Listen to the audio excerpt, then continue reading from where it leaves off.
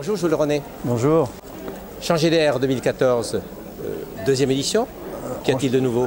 Changer d'air, mais en même temps, il y a la grande tradition qui a été ouverte en 2013, c'est-à-dire le fait que nous nous sommes appuyés sur les travaux du groupe des 10 avec Jacques Robin, dont le livre s'appelait effectivement Changer d'air. Et autour du groupe des 10, la notion fondamentale, c'est la systémique, c'est-à-dire la nécessité de regarder le monde d'une manière globale et contextuelle et pas seulement analytique et séquentielle comme le font beaucoup de politiques ou d'industriels.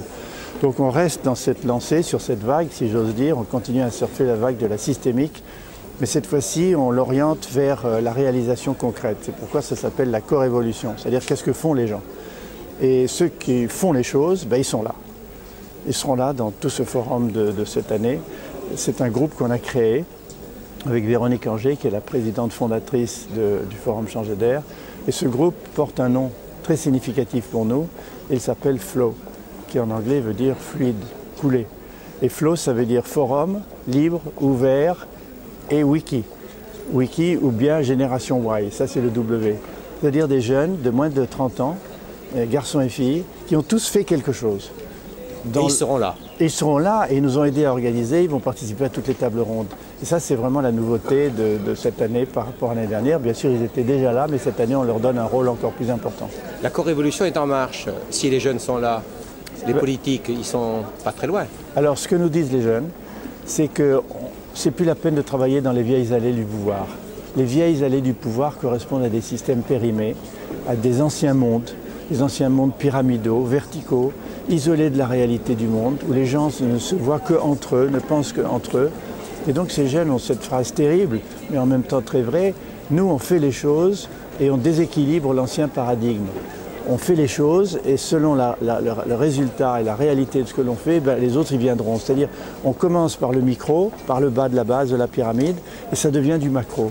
Donc ils ne se préoccupent plus du tout d'être jugés par les anciens ou de les convaincre. Donc le top-down, c'est un petit peu derrière nous. Le top-down est complètement derrière nous, c'est vraiment le bottom-up pour parler comme les anglo-saxons, c'est-à-dire la base de la pyramide vers le sommet. Et surtout, c'est qu'ils montrent, c'est qu'ils ont réalisé des choses qui marchent.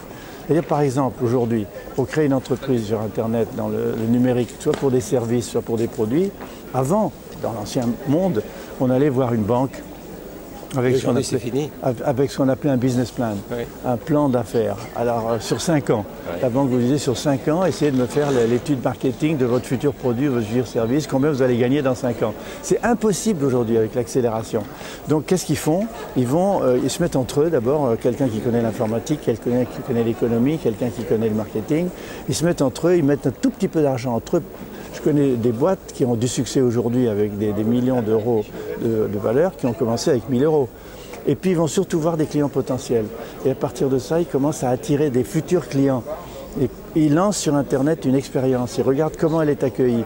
Et ensuite, le chemin se crée en marchant, le système fait boule de neige. Donc c'est un mode complètement différent d'action et d'interaction avec les plus âgés, avec les aînés. Alors Educavox est présent? Educavox est présent chaque année. L'éducation est concernée? L'éducation est évidemment concernée parce que notre grand thème, c'est la coéducation. À la fois la coéducation des jeunes vis-à-vis des jeunes, ceux qui savent et ceux qui savent moins, et surtout la coéducation intergénérationnelle, dont j'ai souvent parlé dans Educavox, qui est le fait que les plus anciens, les aînés, les seniors, comme on dit, peuvent aider à contextualiser une information qui arrive de manière globale, trop rapide et foisonnante. Et donc la coéducation et les MOOC, c'est-à-dire les cours massifs en ligne, comme on les appelle dans le monde, les Massive Online Open Course, auront aussi un rôle très important, puisque la France maintenant a décidé, après du retard d'y aller, Polytechnique, la Sorbonne, les écoles d'ingénieurs lancent des MOOC pour les élèves. Et surtout, il y a une sorte d'accréditation. Il n'y a pas de diplôme au sens reconnu par l'État, mais il y a une forme d'accréditation par les pairs, c'est-à-dire par les autres, qui vous donne une sorte de labellisation de ce que vous avez appris. Merci beaucoup. Je vous en prie.